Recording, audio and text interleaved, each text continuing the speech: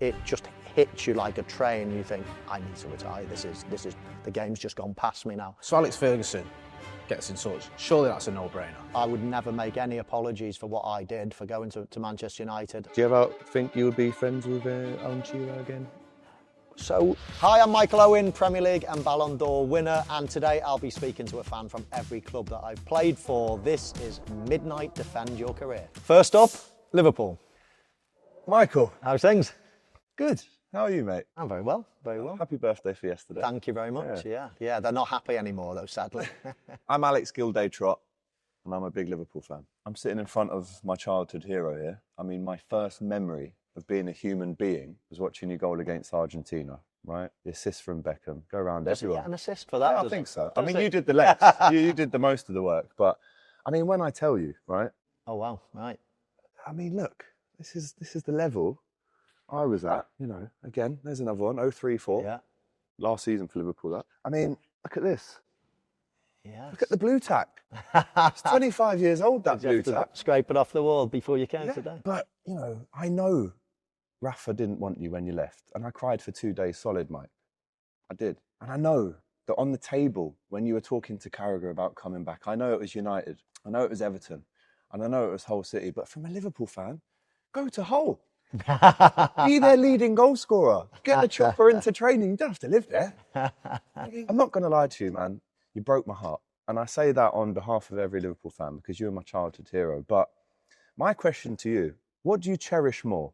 The Premier League title with Manchester United or the Ballon d'Or with Liverpool? Wow, straight in. I'm going straight in. Straight in. Well, you've got to put all of these things into context. And of course, I know exactly what you're talking about. I mean, it broke my heart leaving Liverpool to start with in my career. I've joined them when I was 10, me and Steven Gerrard, tearing it up in youth football for years and years, and it was my club, of course it was. But Real Madrid don't come in every day of the week, and history and recent history has shown that I'm not the only person that thought, shall I give it a go? And then, of course, after that, I tried at every opportunity to come back to Liverpool. And the funny thing is, you could look at me and say, well, you shouldn't have gone in the first place, and absolutely that was cool. But I did have a handshake with the club saying, as soon as I come, I'll be a year or 2 years or whatever it's going to be, but I'd obviously want to come back to my team. And it was, you can't put that in a contract, but we had a handshake to do that.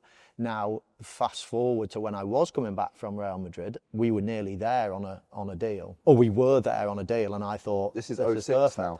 Yeah. Yeah. And then Newcastle came in and offered double the amount that Liverpool were offering, which then forced Madrid to say, you're not going anywhere bar. So you know all that, but that was the path then. It took me at no stage after that did Liverpool want me back. And at every stage after that, I tried to get back. So, you know, I could actually, if I was a bitter person, could actually be sitting here and say, actually, do you know what, I resent the club. Because you broke the promise, you know, you broke the handshake, let's say. You had lots and lots and lots of opportunities, but Brendan Rodgers had a few opportunities. He never took me. Wasn't it Rafa in 09, the chance? Yeah, but we had met. That was the time I'm referring to, is when I went to Newcastle from Madrid. We had done everything, and it was Newcastle's bid that scuppered that. But still, Liverpool had every opportunity at every stage. So you can keep saying it was me, but it takes two to tango. Sure. And I think Liverpool fans, when they see a star leave, we're angry at them because we loved them and we wanted them to stay. So there is that kind of, well, he's played for United, and I think over time that's maybe healed a little bit. But for me, I mean, could you have dug your heels in at Madrid and said, look, it's Liverpool or nothing. I'm staying here unless it's Liverpool. I know you say we sold you for 8, they bought you back for 16.8 or something like that. But could you have said to Madrid, listen, I know that's a big deal there, but I'm digging my feet here. I'm not leaving unless it's I did. Liverpool. So that's exactly what I said. I'm going to Liverpool. It's my team. I don't want to go anywhere else. This is my team. And they were like, well, if Liverpool offer 16 million, then of course you can go. So I went back to Liverpool and said, listen, they're never going to take 8. But if you get to 12, I'll just say, right, I'm only going back to Liverpool, and let's see what they say. And Liverpool said, we can't go to 12. So that's when I thought, right, am I going to stay at Madrid? But Madrid had Ronaldo, Raul, Morientes. We'd just signed Baptista and we'd just signed Robinho. And I was a 6th. I was thinking, I'm not going to play much here if I stay here. So that's when I thought, right, what are the alternatives? And of course, Newcastle were an alternative. And I had it inserted into my contract that I could go to Liverpool were the only club that I could go to, but I could go to Liverpool from Newcastle. So we had an agreement with Newcastle that I would go there, but it would be for a set period of time, a year, 2 years, whatever. But then I had an agreement to go to. So on my side of things, I did absolutely everything to get back to Liverpool, but it just never happened. What do you think Liverpool fans think of you now? You're probably the average, let's say the stereotypical, from my eyes, Liverpool fan, that I did nothing but good in a Liverpool shirt. I had a great relationship. Obviously, my parents are both Scouts. You know, it was my team forever. Everybody realises that, but there's always a but. But you did. I don't think people sort of hold it against me going to try Real Madrid. I think it's going. It's going to Manchester United. And when you came back in that United shirt, I think this was 09-10. You know, it almost broke my heart to see you be booed like that. And my question is, obviously, Carragher, you know, sticks one in on you when you come on as a sub. I think we win the game 2-0. But that must have hurt you deeply and your family when to see their boy getting booed really, by the whole of the stadium. But Liverpool, the fans booed me when I came back for Newcastle. I remember, yeah. And when I say booed, I mean, the problem is out of 60,000 people, if 500 people, but you can hear it. Can still hear it. So it wasn't like the whole stadium. And listen, I've been to Anfield, but when Luis Suarez came back, the stadium booed him for Barcelona. I was at the game. You know, there's, you know, Torres. That can happen. So I get it, but coming back with Newcastle and getting booed, that was painful. Yeah, I still don't think you answered my question. Ballon d'Or at Liverpool, Premier League United. You know, I'm extremely pleased and proud to have won a Premier League. Of course I am. But with all due respect, and obviously we'll get on to speaking about Manchester United a little bit later, you know, I wasn't Wayne Rooney scoring 30 goals that season. You know, I was coming on as a sub. I was a bit part player. Now, do I say, oh yeah, do I walk around saying I'm a Premier League champion? No, I don't, because yeah, I won the Premier League. But really, Rio Ferdinand, Wayne Rooney, they won it. So just say the Ballon d'Or at Liverpool. Of course. No, of course. Listen, I didn't get two medals for winning the FA Cup final, but I contributed massively to it. I didn't really contribute that much to winning the Premier League. I made some contributions at Manchester United, and obviously we'll go through them later, but Manchester United would have won the Premier League if Michael Owen was in the squad or not. And that's why, you know, when people say, oh, Steven Gerrard never won a Premier League, how can he be a Premier League great? It's like, come on, there's players that have won 6-7 Premier Leagues, or that have got 6-7 Premier League trophies. I mean, Scott Carson's probably got 6. Do you know, does that mean do you know what I mean? It's like medals, they're important, but when you're debating who's a great player, they're less important. They're not irrelevant, because obviously great players need to win things, but I don't really buy that argument. Yeah, your last goal for Liverpool against Newcastle at home, Stevie G got it on the halfway line and he finds that it's one of the best assists I've ever seen. You clip it in. I never knew that would be the last time you scored for Liverpool, and obviously I've seen you score 158 goals. You know, he burst onto the scene like he wouldn't. I mean, you are Mbappe now. What Mbappe's doing numbers-wise, you were doing that. I know you said in the past you didn't even know what the Ballon d'Or was. You just got it, had a picture, and because you were so focused on, you didn't even care who was the defender. You just knew you were going to score. So I think for me, this has been quite therapeutic. It's been quite cathartic for me, because like I said, growing up, I had my hair like you. I wore number 10. I was a centre-back. To be honest, it's therapeutic to me as well, because I wrote a book when I finished, and it was the most therapeutic thing I ever did, because you feel like there's that many millions of Liverpool fans and everybody comes up to you and asks the same question. You feel as if you spend 10 minutes talking to somebody out on the street or wherever it might be, and you just think, that's not a message getting it, that's just a one. I need to do something whereby at least people can understand. They don't have to agree, they don't have to love me, they don't have to whatever, but at least they understand the process of my career, and that it's anybody's career is, you know, you might go and work for Marks and Spencer's, and the next day you get to go to Sainsbury's, and the next day you're at Tesco's, and everybody pats you on the back and says, congratulations on you. But not in football. But in football, you make one move and you're a total loser, you're a total traitor, you're a total rat, or whatever words people use. But that's your career, and that's like, you get a short career. You just got to try to win as many trophies, you've got to try to play for the best teams. And if you can play for your home club like I did, then absolutely, I mean, it's a total dream. It was only something like Real Madrid that prized me away, and then you lose total control of where you are, and you know, you don't know where you're going to end up, to be honest, after that. It's who wants you, and that's sort of how it happened. All right, that's good enough for me, mate. Thank you very much. Great to meet Appreciate you, man. Thank you. From Liverpool, we moved to Real Madrid. How's things? Michael, Nice to see you. hola, Hola. ¿Cómo estás? Raul, Real Madrid fan. Yeah. I think you are familiar with my name, right? Yes, absolutely. So, Galácticos Yes. era in Real Madrid. What a club, right? What a club, what an era. I joined at one of the most famous times, I guess, with the Galacticos. I don't know how it's perceived in Spain, whether it was a successful era or not. Probably not, but No, really? no, but some of the great players to join the dressing room with. It was one of the reasons I certainly didn't want to leave Liverpool, but when I saw the club, when I saw the names, when I thought this is just an opportunity to have a different experience that could be, I might regret, and walking into that dressing room with those players was... How did you feel when you arrived to Madrid? Ronaldo, Zidane, Figo. Yeah. Did you know that you were very important at that moment? Because sometimes you are in your home, in your comfort zone, in Liverpool, and you don't realize, it's true that you arrived with the Ballon d'Or, but did you think that you were very important? What do you feel when you were right there? I knew the size of the club, I knew the great players in the club, but also at the time, I was a great player myself. You know, I was a Ballon d'Or winner. I had been very successful, won lots and lots of trophies at Liverpool. I walked into the dressing room definitely feeling that I belonged, that I was good enough. But of course, very nervous as well. I knew nothing but being at home. You know, Liverpool, that was the only thing that I ever knew. When players moved and transferred, I was like, oh my word, what would that feel like? And this was then happening to me. Yeah. A new country, new food, new language, new weather, new teammates, new stadium, new everything. And it was quite nerve-wracking. Yeah, but as you say before, you don't know if Real Madrid is going to call you again or not. Just maybe it was one of the main reasons why you signed for Real Madrid. But if we go back in time, would you do the same? That's a good question. Yeah, it's hard, isn't it? You know, part of me loves the thought of, you know, being a one-club man, and you know, there's the Ryan Giggses and there's the Paul Scholes and the Gary Neville and Steven Gerrard, even though he went to America, Jamie Carragher. You know, that appeals.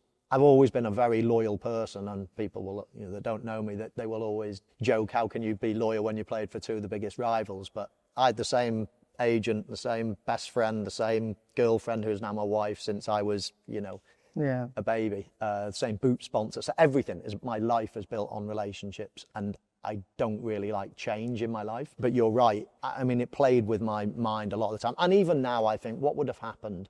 What would have happened if I had stayed at Liverpool? Now, the only thing I comfort myself with, in many ways, the way my career went, it was, and then gradually down. It's true. Gradually down. So the longer I was at a certain club, the latter clubs I was at, they're going to like me less. Yeah, that makes sense. Which is totally understandable because my performances, because of the injuries I had, was getting worse. That's just what happened in my career. So the only thing from a Liverpool point of view is I think if I'd stayed there, obviously, would the fans have accepted me being a great player, and then 10 years later, would I have been able to stomach being not, you know, booed or he shouldn't play anymore, he should be on the bench or whatever, when I think, oh, I've given so much. So part of me thinks, do you know what, Liverpool saw me at my best, and it's nice that they maybe wanted me to stay longer, but injuries meant that my career was getting worse. So, yeah. So I don't know. I don't know how to answer. I don't know whether you know, do I regret? Yeah, part of me thinks I wish I had been a one-club man, but then part of me says I've had the experiences of lots of different clubs. Mm-hmm.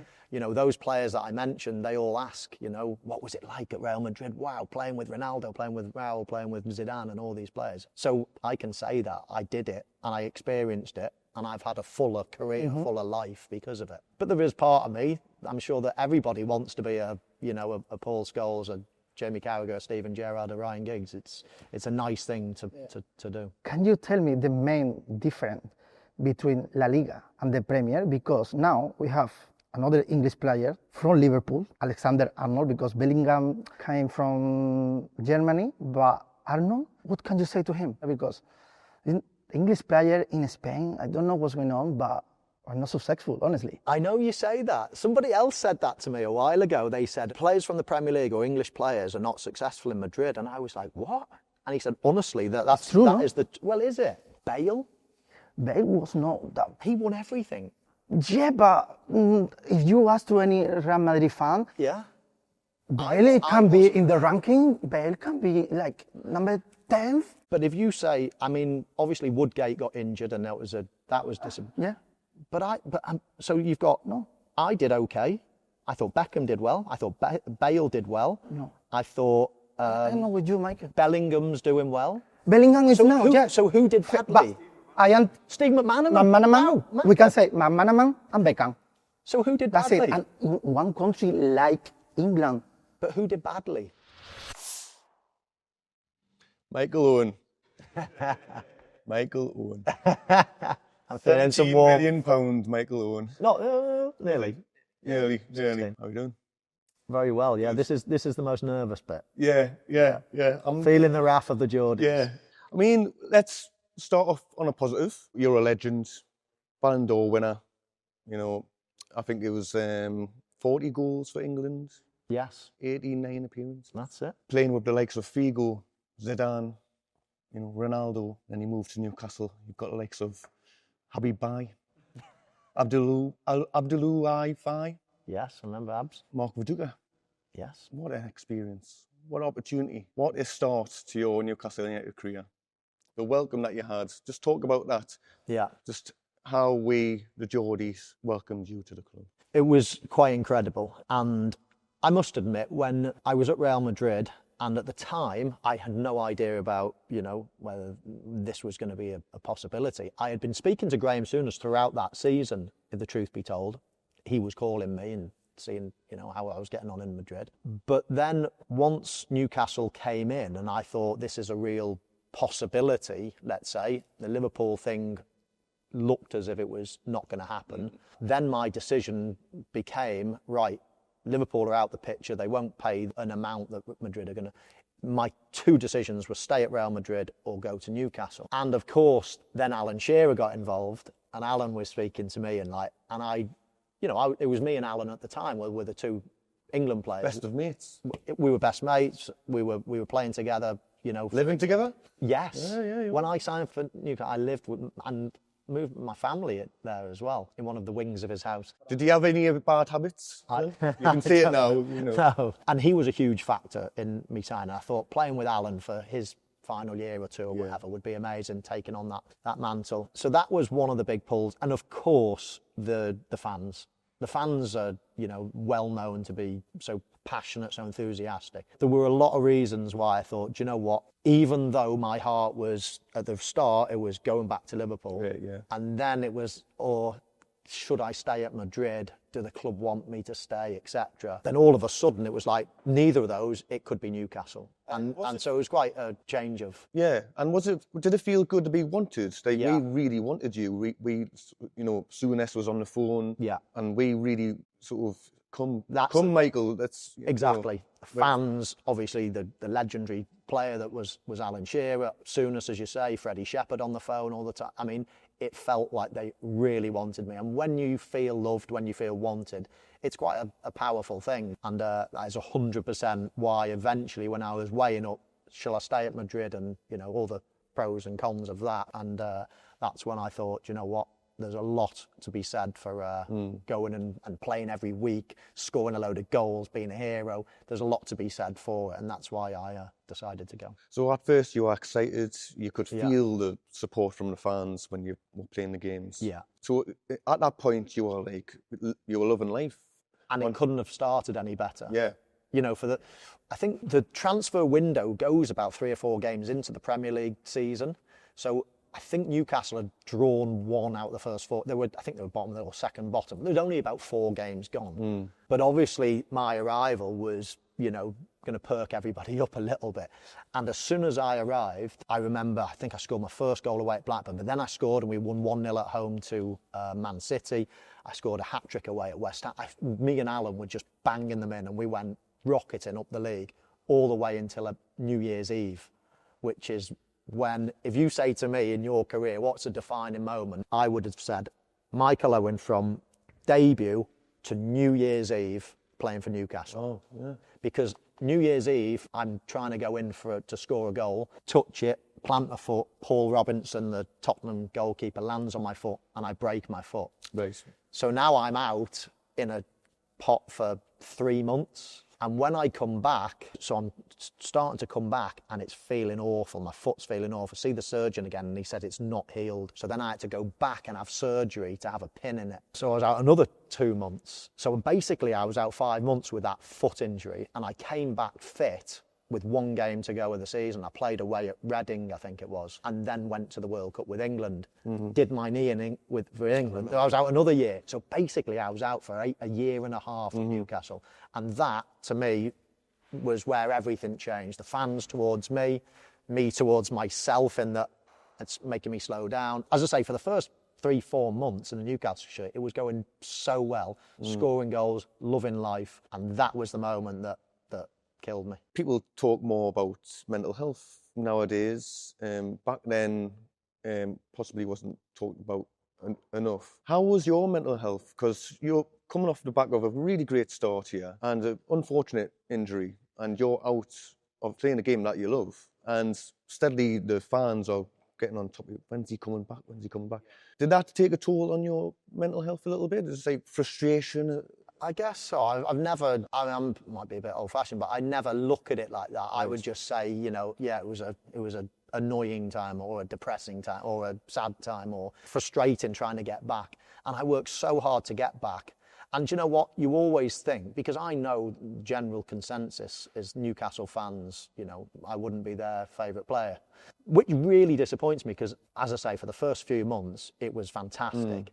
And actually, I loved the people and I loved playing up there and I bought a house up there and everything was great. But there are 1 or 2 things that I wish I did differently. Now I know that, and I think, you know, why do they sort of, if I went up there now, they would boo me. If I went into the middle of the pitch, the whole crowd would boo me. I think, what did I ever sort of do in my time there for that to happen? And the only thing I can think of is that I got injured and I possibly never communicated that well. I didn't do interviews every week and things like that. Another thing, and we'd all laugh about it, but it's probably the biggest own goal I ever scored, was getting a helicopter. I was going to ask if you still got a helicopter. Yeah. Bear in mind, I'd spent a year in Madrid, and obviously I'm, you know, like a lot of people, like being at home with my family and my home comforts and my children and things like that. And I bought it just for my family to come and visit me a lot. If I had a day off, okay, I could go home. It's a long way up there, of course it is. But that then just spirals into all these, oh yeah, he lands on the training pitch every day. He's never hit. I mean, I live there. It's off exactly. And it's just, and you know when you just do something and then you can't control the rumours that come out. And it was just so false, a lot of it. And I just wish probably that I didn't do that, because that probably didn't lend, you know, itself to the fans sort of taking to you as well. So that's the communication. When I was injured, I should have been loads more upbeat, more. But do you know what? You speak to Roy Keane, you speak to somebody else now that got, you know, they're like, don't, you know, just get your head down, train like a demon, come back and you do your talking on the pitch. And that was like, I was zoned to get back fit.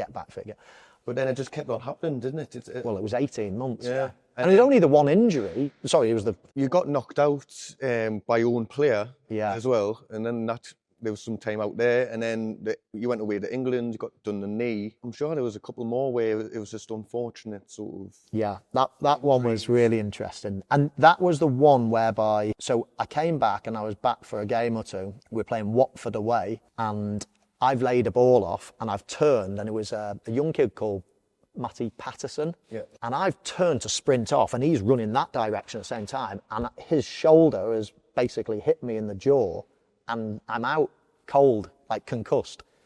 Now, it was typical, but in the scheme of things, like I played the next game. Do you know what I mean? I wasn't I didn't break my leg. I was just knocked out for 20 minutes. And I can remember coming round in the changing room.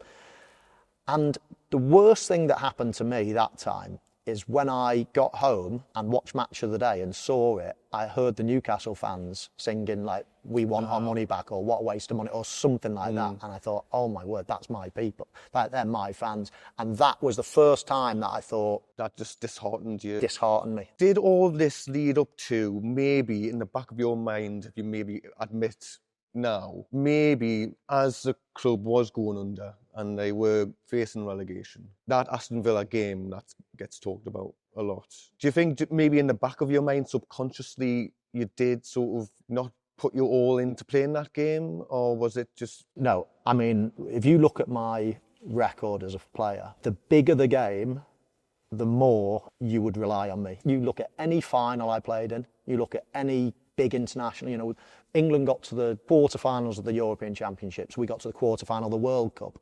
I scored in both of those games. In every final I ever played in, I won. You scored 2 goals against the Mackhams. I which did. Is more than anyone Another else big game. I scored in every derby I Yeah. played in. I scored in every cup final I played, basically, apart from the UEFA Cup final. But every big game I scored in, there is not one iota of me, not 1 ounce of me that could be the hero to help us survive and to win again. There is not 1 ounce of me that would think, oh, I don't fancy playing in that game. My history, my life is all about the big games. Maybe one last question. Do you ever think you would be friends with Alan Shearer again? So whenever I see him, I shake his hand. And whenever he sees me, he comes up and shakes my hand. Oh, so you have obviously come Yeah. in contact. Oh, yeah, we work on the same TV broadcasts for the Premier League and things like that. And sometimes, you know, we're in the same, you know, studio. Or when I do one game, let's say I'm doing the Liverpool game and Newcastle are on next, then there'll be a different set of pundits. And as we cross over, we, you know, shake each other's hand in the green room or whatever. But we don't have, you know, conversations or anything.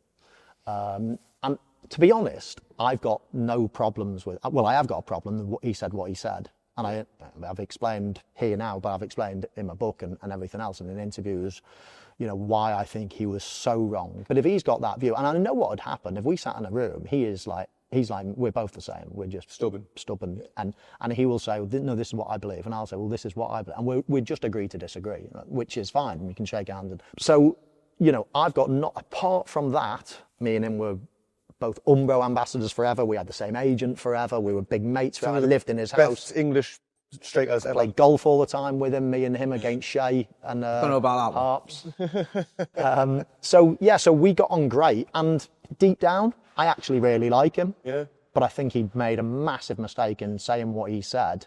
And then I obviously went back at him. Yeah. And then it became a bit of a public spat for a week or so on Twitter or whatever. And You know, Liam and Noel can do it. I think Alan and Michael can. well, let's hope so. Maybe. Yes, Yeah. mate. Good Pleasure. to see you. Top Cheers. man. Thank you. How do you, Michael? You Oh, okay? good. Very good. Yeah. I think this is going to be an easier one for you, I to be hope honest so. with you. I hope Because I haven't got too many gripes with you. Oh, I'll be- lovely. We'll be frank. We're because- getting on already. Yeah, I don't think anyone should have to defend themselves for playing for Manchester United or for signing for Manchester United. So- I'm just going to put that out there straight away. First question, the most obvious one. Did you let Steven Gerrard see your title-winning medal? No. Go back to when you left Newcastle. Sir Alex Ferguson gets in touch. Surely that's a no-brainer, signing for Manchester United. Absolutely. I mean, I would never make any apologies for what I did for going to Manchester United. I grew up in the Liverpool Academy. That was my team. However, it's a profession. And, you know, I was mates with the Scholeses and the Nevilles and the Butts and all these, you know, Manchester United players from playing for England. And when you get the opportunity... Now, of course, when I get the opportunity to play for Sir Alex Ferguson for a great team, then of course you're going to say yes. Now, it did come with a caveat, thinking, geez, everyone's going to hate me here. And I'd be lying if I said that wasn't sort of playing on my mind. But at the end of the day, you're a footballer for a short period of time. And if you just say, oh, I'm not going to sign for a top team, in fact, I'm going to go to a team near the bottom of the league just to keep everybody happy. No, get lost. I've got one career. I want to win something. I want to win things. I want to be as good a player as I can. Play at the top. Play with great players, great stadium, great manager, great everything. So, like, what's the decision? I had to go. What was the pressure like for you? Because you're coming into a United team that's just, I think, won 3 on a row in the Premier League, been to 2 Champions League finals, won a Champions League.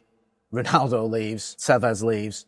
You're getting an iconic shirt as well. What was that pressure like? Were you like thriving off that, or were you like, crikey, I've got a bit of a job on my hand here? Love the responsibility of the manager saying, you've been there, seen it, done it.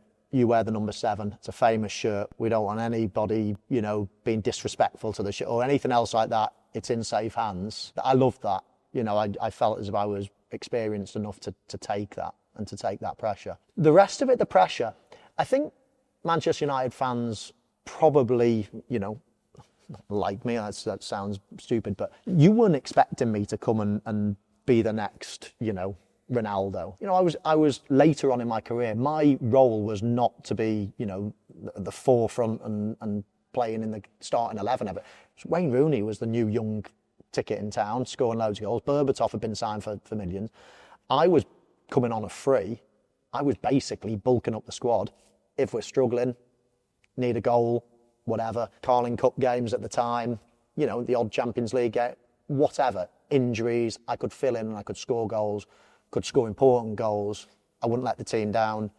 And that was sort of my role. So this is what I think, you'll tell me different, but I don't think you'd expect me to come and get Rooney out of the team, get this. I mean, I was 30, 31 or whatever, and had a lot of injuries. So my role wasn't really to come in and tear all that up. It was more experience, supportive, score big goals when you're required type of thing. You mentioned big goals. We'll get to them because there's a few, but the probably the most iconic one is the Derby one, the 4-3. What was that like, and where does that rank in goals you've scored? Because to score in the 90-odd minute, whatever it was, almost the last kick of the game, in a game that had gone back and forth, where, you know, one minute it looked like we were going to sort of coast, then they came back into it, then it looked like we'd thrown it away.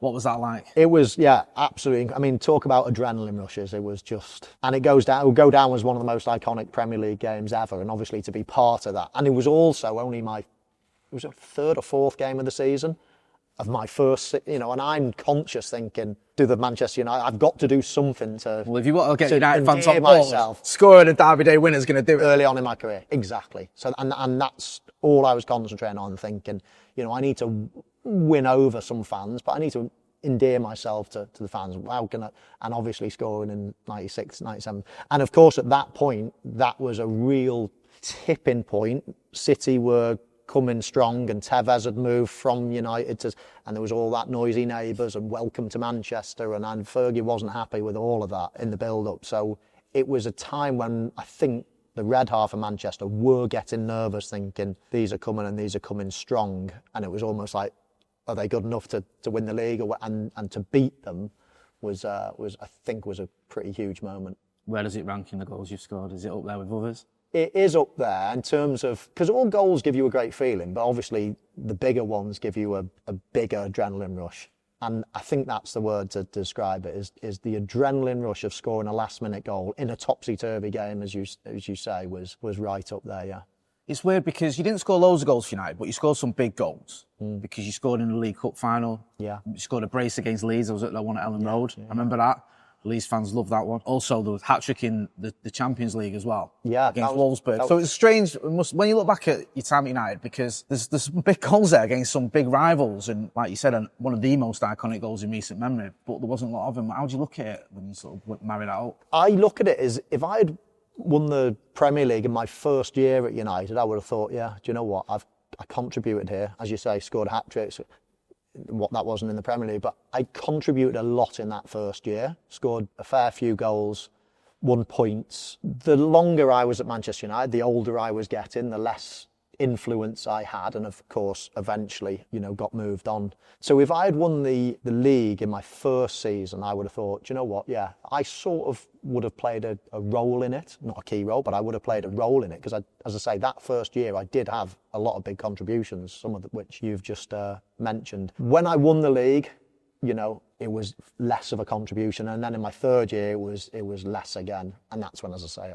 I left. So I look back on it fondly, had some big moments, played for the biggest legend of a manager the Premier League's ever seen, you know, played with some of the best players the Premier League has ever seen, played in one of the best stadiums. You know, it was just an incredible time. And, you know, when you're coming towards the end of the season, end of your career, I should say, to still be playing at that elite level. Okay, not every minute of every game, but still be training with those elite players. And, you know, when you come on, it means something. You've got to score to, you know, to win a league title or something like that. Then that's what I loved about it. And one of my sort of regrets at your time at United was it around there was the Carling Cup final, wasn't it? The League Cup final, the injury there. I mean, I know you scored, but I think you went off just before half time. You're dead right. Injury, and towards the end of that season, I think you missed a chunk of the season. Yeah. And those were games where we needed a Michael Owen off the bench to get us a goal, and the season just sort of tailed off. We were at one point, it looked like we were going to win the lot.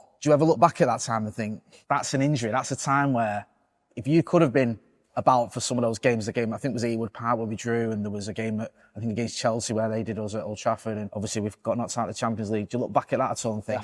Definitely. I mean, injuries are just, I can't even tell you how crippling, how mind-blowing, how disappointing they are. And of course, to score in the cup final, I mean, we went on to beat Aston Villa 2-1, but to score and to be on such a high and think you're going to win this, win a trophy and play a big part in it and everything else, and then to be running along and all of a sudden you just feel something go bang in the back of your leg and you think, oh my word, this is big. This is a big one. I knew I was in serious trouble when I did that at Wembley. So for you to be on such a high, and then I needed surgery after that. I was out for 4 or 5 months after that. Injuries are a killer. Coming to the end of your career is a killer. Knowing that you've not got the powers that you have, but in your mind, you could do it, and now you can't do it, and that pain of not being able to is so great. I've said it before, but it's the mental strain as a player. Injuries and that mental strain retired me, not physically. I can play 90 minutes now, I'm a bit slower and whatever, but I can do it now. I don't get sore knees, I don't pull my hamstring, I don't do anything. Going onto the pitch and being nervous about your body and being slower because of what your body's had and the scarring it's had over years and years of pulling muscles all the time, and then that affects your performance, and then Paul Scholes gets the ball and you think, and your instinct just says, sprint over this, and you think, oh no, mate, you're 32 now, you can't do that anymore, and you have to come short again. It just dements you, honestly, it just kills you. Yeah, because I think it almost goes under the radar, that injury that you had. I wanted to ask you a little bit, one of the gripes I've got with you, right, this is sort of post-United career. Picture the scene, well, you don't have to picture it, you're watching it. Manchester United versus PSG. Last minute, we get a penalty, Marcus Rashford scores, everyone's going wild, and you sat there just like... And I'm thinking, come on, bro. You used to play for United. We've just overcome 2-0 at home loss to PSG. The first team, I think, ever to do that. We've come back, last-minute goal from Marcus Rashford. And you just didn't look bothered. And I was like, you must have some affiliation with United. I get it, you came from Liverpool and all the rest of it, but... I do. I've celebrated, reserve goals bigger than that. You just didn't look bothered. And I was like, what's going on with this guy? No, but it's nothing to... It could have been I don't really... When I watch football, bear in mind I've played it and all the rest, and the highs that you have when you score a goal. I like watching football now for the fun of the game. I don't, if Liverpool score, I don't run around the living room. I don't jump out my chair. I will watch it, and I don't even do you know what I mean? I just, and it can be anyone. If it's England, I mean, if England scored in the World Cup final, I don't know, it would probably jump, but I just don't don't get animated like a fan. Okay. Because it's been my job for years and years and years, and because I've actually done that and scored that goal and got excited. To see somebody else scoring a goal doesn't give me a kick at all. So nothing to do with it United, because there's this conception that maybe you didn't want to upset Liverpool fans even more by celebrating a United goal and all the rest of it, and everyone's it's a moment, this, and you just if Liverpool you didn't look bothered. It looked like you're just about as interested in it as you are in films. Yeah, absolutely. Which is sort of true, but sort of not. It's more to the point that I just don't celebrate goals full stop. Okay. Michael, happy belated birthday as well. Thank you very much. Appreciate it. Hello, mate. How are you? I'm very well, thank you. Last but not least. Definitely not least. That's not how we talk about your career, surely. That's not how you want to start this, surely. Not really. Definitely not the least. I was meaning you. Not the correct. Thank you very much for coming to Stoke, I suppose. It was, how did you feel about coming to Stoke? When, obviously, at the time you were leaving United, what was it like? Were the options on the table? We would like to think that, you were batting away many other teams, and it was Tony Pulis' pull that brought you into Stoke, but what was it really like? Sir Alex Ferguson, late on, after the last game of the season, he called me, we were on the bus about to leave, and he called me to the front to sit by him, and he thanked me and everything else and said, but, I think it's probably time to not re-sign you, etc., etc. So at that point I thought, shall I continue my career or shall I retire? I was only 32 and I wasn't feeling any pain or anything else like that. I thought I've got to give it a go, playing, trying to play a bit more often, let's say. That was the plan. So I said to my agent, yeah, let's look for clubs. And there was loads of foreign interest, from the MLS and from Australia and things like that. And then Stoke were the others. So you chose Stoke over America and Australia? And Sunderland. Sunderland came in late doors. Wow. You could have done it twice. You couldn't have done it twice. Martin O'Neill. Yeah. That would have, you would have. Come here. At the moment, you might just dislike me. You would have. But yeah, in the UK, it was Sunderland and Stoke. And, you know, Stoke was a club that was doing really well under Tony Pulis, flying high. The squad you joined is amazing. Yeah. It was, yeah. I'd say pound for pound, like one of the best Barclays-men squads in the world. Like you've got the goalkeepers. We had Begovic. Brilliant There was player. Carlin Nash was there, deep on the bench. Butler was there as well. Sorry, Butland. There was, you know, the likes of Rory Delap's in that team. You've got Cameron Wright's in that team. Peter Crouch. You've got Kenwyn Jones. It's literally just stacked with names after names. So it was great when you came in because it wasn't, if it was a different year at that stage of your career and it was like, this is going to be the new man leading the front line, yeah, that's a big problem. But because you were coming into what was a good squad for us, and it wasn't always functional, is probably the way to describe that Stoke squad. Like, we would always get the job done, but like, who was going to be the main man? It wasn't always like someone who was him every week. So it was very much like we stayed around by committee. There was people chipping in. So the idea of you coming in to help chip in, absolutely, like that was a great idea. Like there was no real like I said, if it was everyone else was going out the door and it's just Michael coming in. Yeah, absolutely. It was great. It was great. A little bit like Manchester United, really. Again, I was another year on. You know, I was basically pay as you play at both clubs. You know, I wasn't, you know, breaking the bank for you. You know, I came on a free. And as I say, it was a pay as you play. If I did well, if I scored goals, if I played, you know, games, then of course, then you can earn your money. But in general, it was a free hit. So I think Stoke fans probably knew that. I think as well, when I first signed, it was a little bit sold to me. And I got a lot of respect for Tony Pulis. I think obviously his career has been extraordinary and long. But it was sort of sold that we're bringing in Charlie Adam, we're bringing in you, we're trying to evolve as a team. We've been a little bit long throw in, a little bit long ball up to Crouchy, but we're going to try to start evolving a little bit. And I thought, you know what? It's an hour down the road. I'm going to be playing more. It's a club on the up. It's, again, a passionate set of fans. I thought, do you know what, that could be a lot of fun for the last year of my career. And I remember joining, and Tony Pulis always did the 11 that was starting, like a shadow game before. And I came in, and I hadn't had a pre-season, but I worked my nuts off at home, doing loads of running. And I remember coming in, first I think was a Thursday, and he got me doing a bleep test, which was cool, and my scores were really high, and he thought, wow, he's fit, he can go. So I trained the next day with the team, and I was starting against, I think it was against Chelsea, first game of the season. I think it was me and Crouchy up front, or whatever. Anyway, I was in the starting 11 thinking, wow, this is a baptism of fire. And then halfway through, he swapped like the left back and me and someone else just to sort of, and these could be the changes during the game. And then at the end of the session, he came up to me and said, right, as you can tell, thinking of starting you. I need to sleep on it, but I'm thinking of starting you. I'm like, yeah, absolutely fine. I feel fit enough. Cool. But the next day came in and he said, you know what, I've been sleeping on it. I think it's probably best if we leave you on the bench and you come on and whatever, and let's build into it. I'm like, cool, whatever, that's fine. So from actually thinking I'm going to start to being on the bench, and then getting on for 5, then on the bench again, and then the bench again, and then the bench again. And after 15, 20 games, you still haven't even come on, and that's how it went basically. And I don't know if I was young again, but it's weird. You can train every day, but if you don't play for sort of 2 months, if you're just a trainer, and then you don't come on and you don't play, all of a sudden, when I played against Crystal Palace away, I'd lost my strange to say, but your balance, your awareness of what's on the pitch and where things are and players, and it was mad. It was like I'd never played the game before, and I thought to myself there and then, Jesus, I'm going to have to retire. I can't do the game anymore. I just don't feel like I'm aware. You know what I mean? I was so out of practice of not playing. So surely that means that the one goal you scored for us is the greatest goal of your career. Yeah. If you were you're barely able to play football, but you still managed to score a goal. It shows how big a strike, how much of a bagsman you are, and clearly it's got to be the best goal of your career. Absolutely. Swansea, fantastic 3-1. And it was minute. Milestone. Yep. The worst thing was, I got into the shower afterwards. We were in the dressing room, and Tony Pulis came into the shower, and he said, and bear in mind, I waited to get a chance.